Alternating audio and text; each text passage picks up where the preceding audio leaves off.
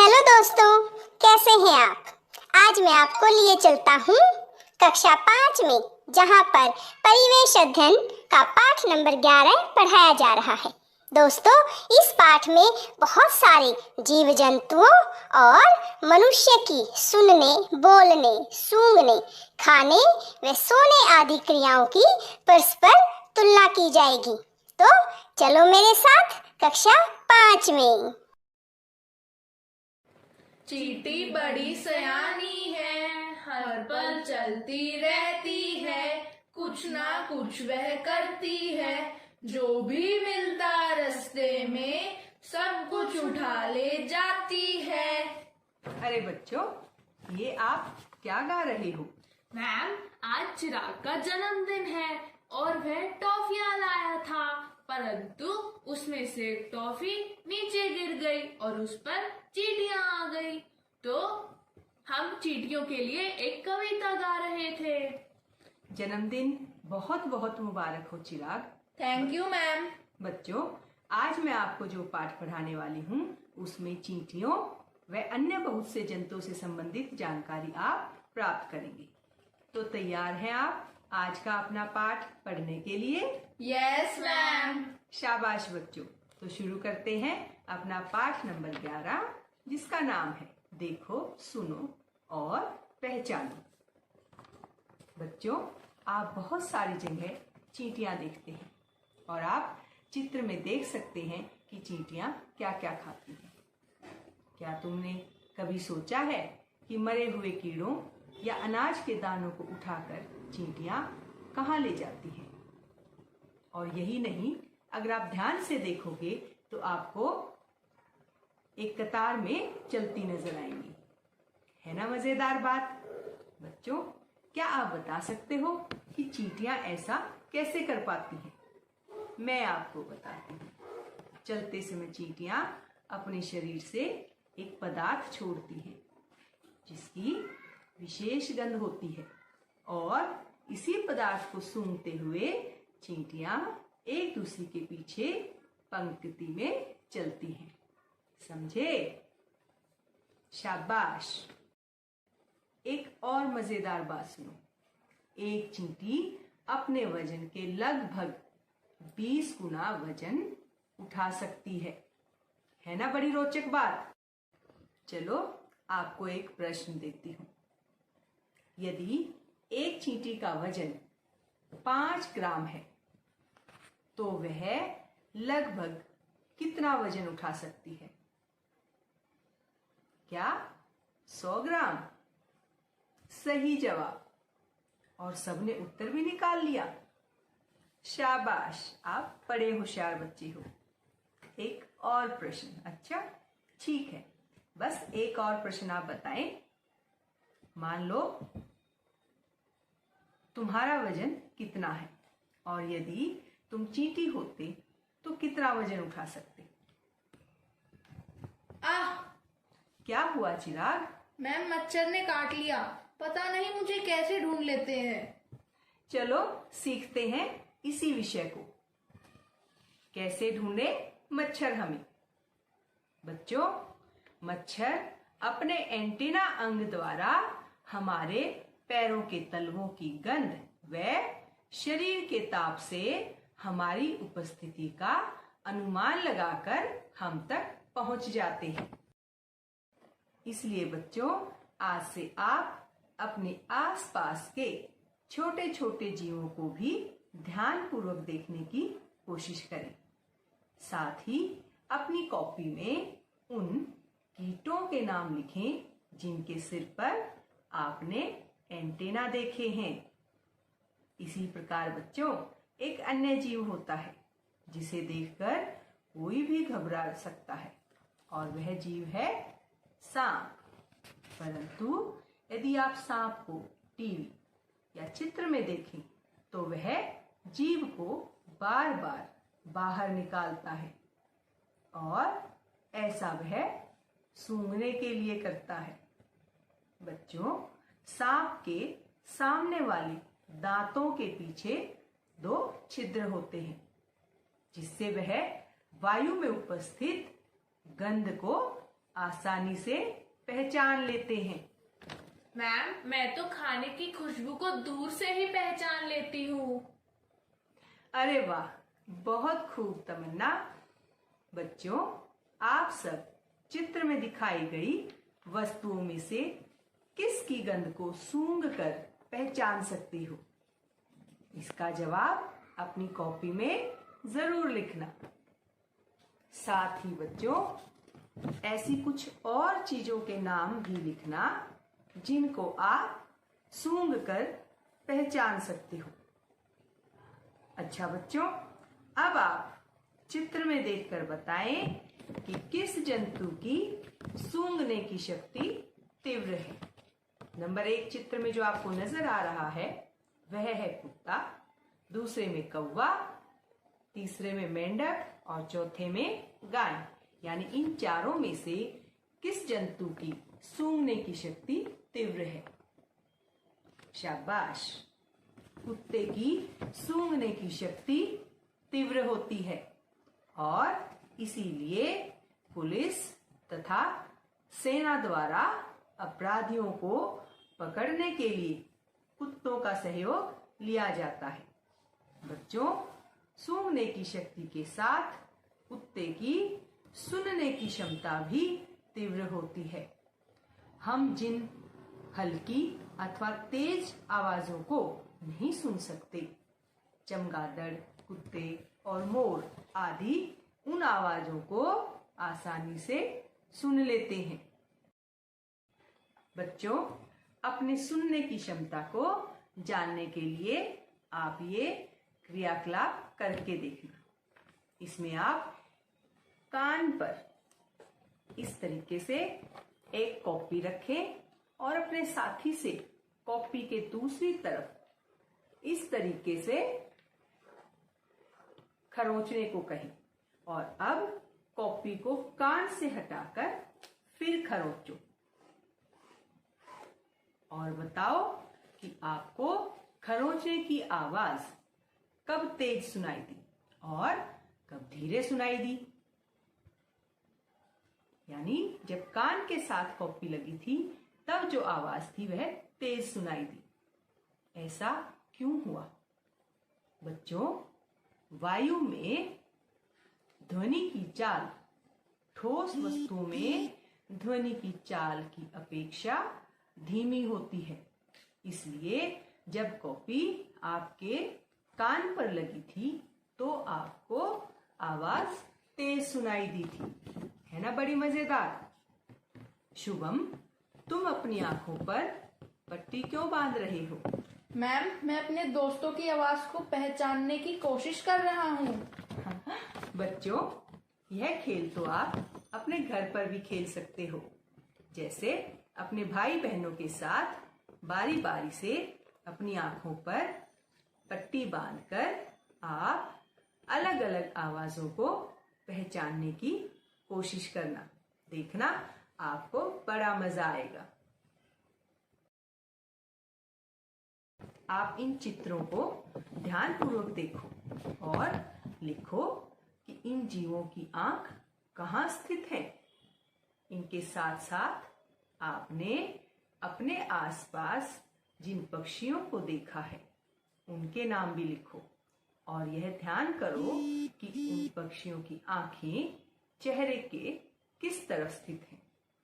अधिकतर पक्षियों की आंखें चेहरे के दोनों तरफ होती हैं, इसीलिए वे दो अलग अलग दिशाओं में एक साथ देख सकते हैं।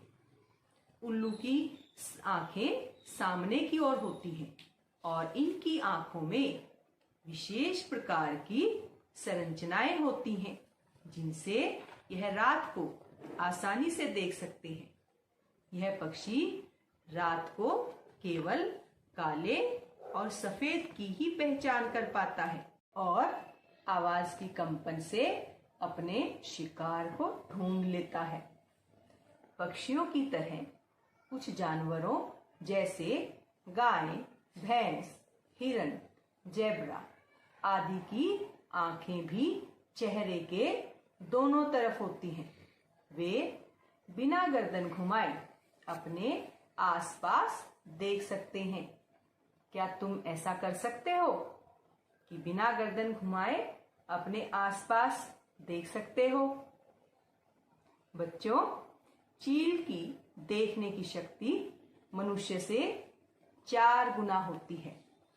यह ऊंचाई पर उड़ते हुए भी जमीन पर अपने शिकार को देख लेती है और हवा में गोता लगाकर उसे बड़ी फुर्ती से पकड़ लेती है।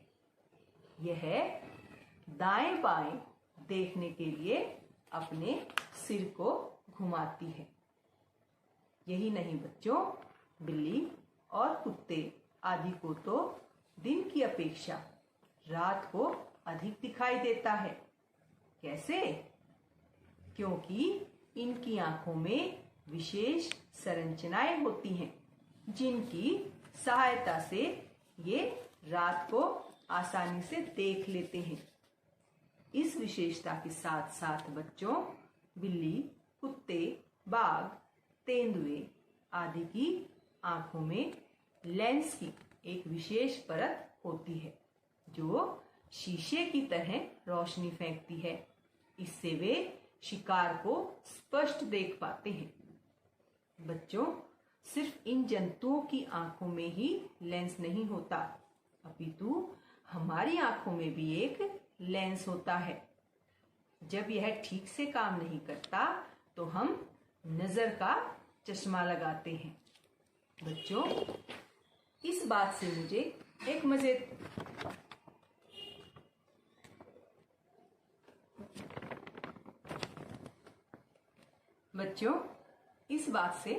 मुझे एक मजेदार विचार आया। ये मजेदार विचार मैं आपको बताती हूँ। आप भी अपनी आंखें जांच सकते हो। कैसे? ये बोर्ड पर लिखा वाक्य पढ़ो। अरे, यहां से नहीं, बिल्कुल दीवार के पास खड़े होकर बोर्ड पर लिखे इस वाक्य को पढ़ो। क्या आपको स्पष्ट दिखाई दिया? नहीं? थोड़ा और आगे आकर के पढ़ो। अब ठीक है ना? अब अपने और बोर्ड के बीच इस दूरी को नापो और देखो कौन सबसे ज्यादा दूरी से साफ देख पाया और कौन सबसे कम। है ना मजेदार क्रियाकलाप? और इस क्रियाकलाप से आप अपने सभी दोस्तों और घर पर भाई बहनों की आंखों की जांच भी कर सकते हो। इसके अलावा बच्चों, आप अपने चारों तरफ रंग बिरंगा संसार देखते हैं, परंतु जितने रंग आपको दिखाई देते हैं उतने रंग जानवरों को दिखाई नहीं देते। देखो, इन जानवरों को एक ही चित्र कैसा कैसा दिखाई देता है। मनुष्य को अलग रंग का, सांप को अलग रंग, कुत्ते को जो चित्र दिख रहा है उसमें अलग रंग दिख रहा है और पक्षी को अलग। यानी मनुष्य को जो रंग दिखाई देता है वह बाकियों को वैसा दिखाई नहीं देता। बच्चों, सभी जीवों के पास कोई ना कोई विलक्षण खूबी अवश्य होती है।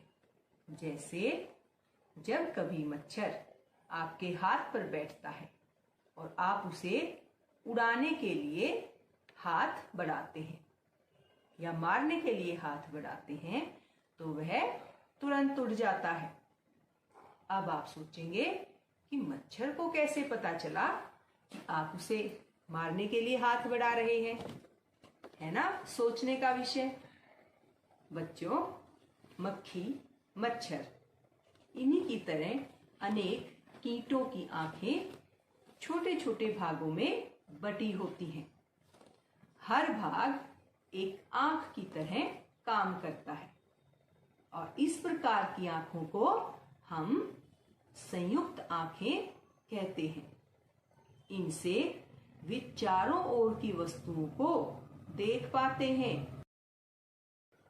कुछ कीट जैसे मच्छर, कॉकरोच, झिंगूर आदि के सिर पर कंपन को महसूस करने के लिए एंटेना होते हैं। जैसे ही हम कीट को मारने के लिए हाथ या अन्य चीज बढ़ाते हैं, वे वायु दाब को महसूस कर लेते हैं और उड़ जाते हैं। अच्छा बच्चों, यदि तुम्हारी आंखें मच्छर जैसी होती तो तुम्हें उनसे क्या फायदा और क्या नुकसान होता? सोचो, है ना इंटरेस्टिंग सोचने के लिए कि अगर आपकी आंखें मच्छर जैसी हों तो आप क्या क्या सोच सकते हो, आपको क्या फायदे होंगे और क्या नुकसान। बच्चों, अब यह चित्र देखो, पहचानते हो यह कौन है? शाबाश, गिरगिट। आपको गिरगिट की आंखें देखकर ऐसा लग रहा होगा कि ये बंद है और गिरगिट सो रहा है, परंतु जैसे ही आप इसके पास जाते हैं, यह तुरंत अपना रंग बदल लेता है। क्यों? क्योंकि गिरगिट की पलकें आधी बंद रहती हैं और प्रत्येक आंख चारों ओर घूम सकती है ना कमाल की बात? जितने विभिन्न विभिन्न जीव, उतने उनकी कमाल कमाल की बातें। बच्चों, एक और कमाल की बात मैं आपको बताती हूँ। गर्मियों में हमें खूब छिपकलियां देखने को मिलती हैं, परंतु क्या आपने सोचा कि ये छिपकलियां सर्दियों में कहाँ चली जाती हैं? तब तो दिखाई नहीं देती। केवल छिपकली ही नहीं बच्चों, बहुत से जीव जंतु जैसे सांप, मेंढक सर्दियों में किसी जगह पर छुप जाते हैं ताकि वे स्वयं को सर्दी से बचा सकें।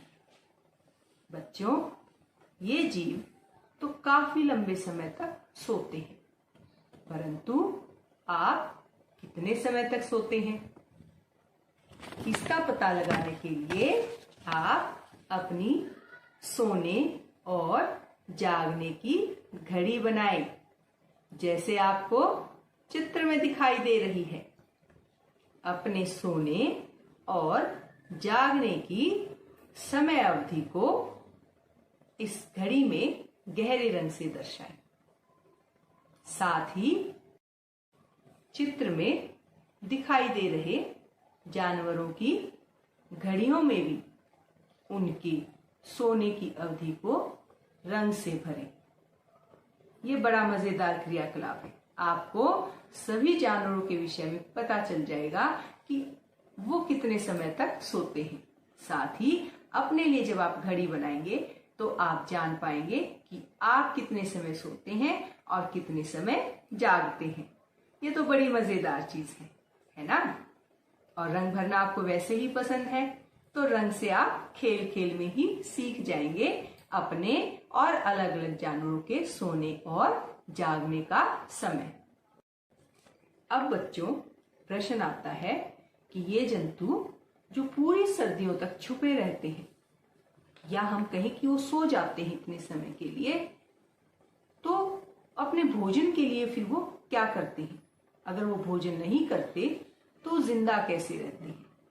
तो बच्चों, जैसे आप सोने से पहले पर्याप्त भोजन कर लेते हो, ठीक वैसे ही ये सभी जंतु जिस मौसम में जागते हैं, उस समय वे इतना खा लेते हैं कि प्रतिकूल मौसम में इनके जिंदा रहने के लिए वह पर्याप्त होता है।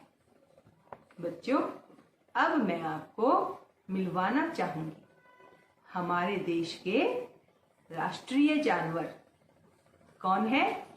बाघ।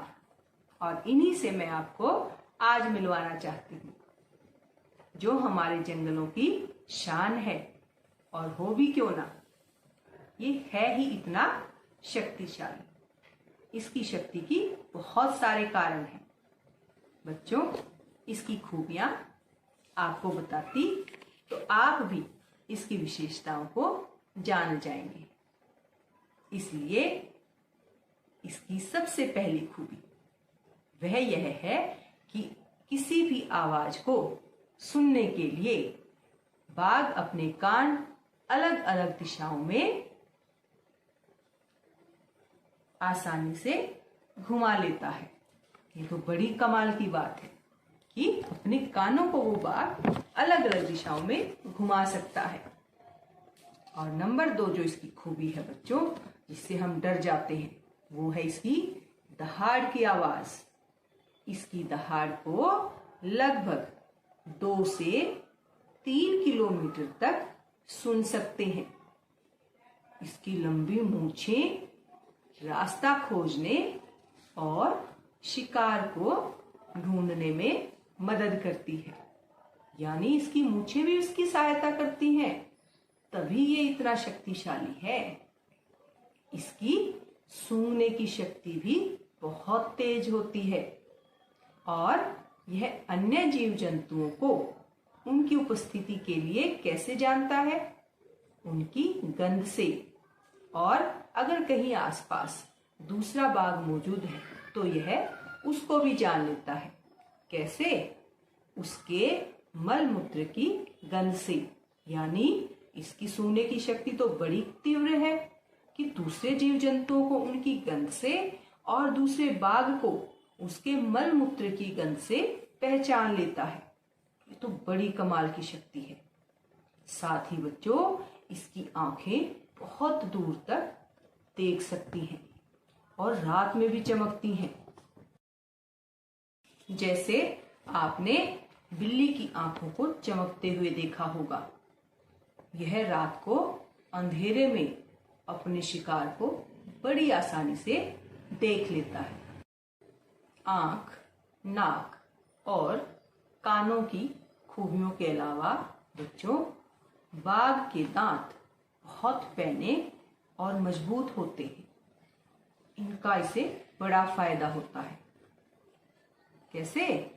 इन्हीं दांतों की वजह से यह अपने शिकार को आसानी से पकड़ लेता है। और बच्चों, इसका रंग तो आपको पता ही है कितना सुंदर होता है। और उस रंग पर यानी भूरे रंग पर धारियां होने के कारण यह आसानी से अपने आप को मिट्टी, घास फूस या चट्टानों में छुपा लेता है। यानी इसका रंग और इसकी धारियां भी इसकी खूबी हैं। बच्चों, इतनी खूबियां इस शक्तिशाली बाघ के लिए बड़ी समस्या बन गई। इसकी सुंदरता, इसका पैने दांत या इसके नाखून, इन सब के लिए मनुष्य इनका शिकार करने लग गए और इनका इतना शिकार हुआ कि आज इन पर बहुत भारी खतरा मंडरा रहा है, क्योंकि इनके अत्यधिक शिकार के कारण इनकी संख्या बहुत कम हो रही है। अब जरूरत है इन्हें बचाने की। बच्चों, बाघों को बचाने और इनकी संख्या को बढ़ाने के लिए हमारी सरकार कई योजनाएं चला रही है, जैसे प्रोजेक्ट टाइगर योजना। ही इनके संरक्षण के लिए नेशनल पार्क और अभयारण्य बनाए गए। आप सोचेंगे बच्चों कि अभयारण्य क्या होते हैं? तो बच्चों, अभयारण्य जीव जंतुओं के रहने का एक सुरक्षित स्थान होता है, जहां पर इनको शिकारियों से बचाया जाता है और इनकी संख्या को बढ़ाने के लिए इनको उपयुक्त वातावरण मुहैया कराया जाता है। बच्चों, बाघ के अलावा अन्य जानवरों के लिए भी मनुष्य खतरा बन रहा है। बच्चों, वन्य जीव सुरक्षा अधिनियम 1972 भारतीय संसद द्वारा पारित अधिनियम है। यह जंगली पेड़ पौधों तथा जीव जंतुओं की सुरक्षा से संबंधित है। बच्चों, यहाँ मैं आपको कुछ चित्र दिखा रही हूँ। आप प्रत्येक चित्र में दिखाए गए जीव जंतु का नाम लिखें। साथ ही जंतु के उस अंग का भी नाम लिखें जिसके लिए प्रायः उसका शिकार किया जाता है। बच्चों, क्या तुम जानते हो हाथी को उसके दांतों, गैंडे को सींग, शेर, मगरमच्छ और सांप को उनकी खाल के लिए मार दिया जाता है। कस्तूरी हिरण को थोड़ी सी खुशबू के लिए मारा जाता है और जानवरों को मारने वाले लोगों को शिकारी कहते हैं। बच्चों, हमारे देश में इन सभी जानवरों जैसे बाघ या गैंडे, इनकी संख्या इतनी कम हो गई है कि इनके ऊपर लुप्त हो जाने का खतरा है और इसीलिए हमारे देश की सरकार ने इनको बचाने के लिए अधिनियम बनाए हैं। साथ ही बहुत से जंगलों को सुरक्षा भी दे रही है। बच्चों, हम सब का भी यह फर्ज है कि हम अपने लालच को त्याग कर इन जंतुओं को भी जीने का अधिकार दें। बच्चों, जो पाठ हमने अभी पढ़ा उसके लिए अब हम कुछ प्रश्नों के उत्तर देंगे। पहला प्रश्न है, चींटी अपने वजन से लगभग कितने गुना वजन उठा सकती है?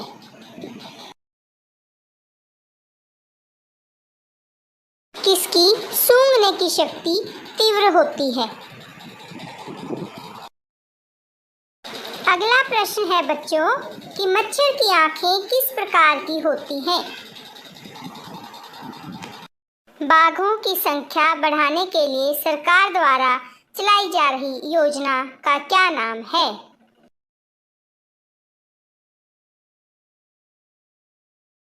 और अंत में बच्चों दिए गए चित्र में रंग भरें। तो बच्चों, ये था अपना पाठ। उम्मीद है आपको अच्छे से समझ आया होगा। धन्यवाद।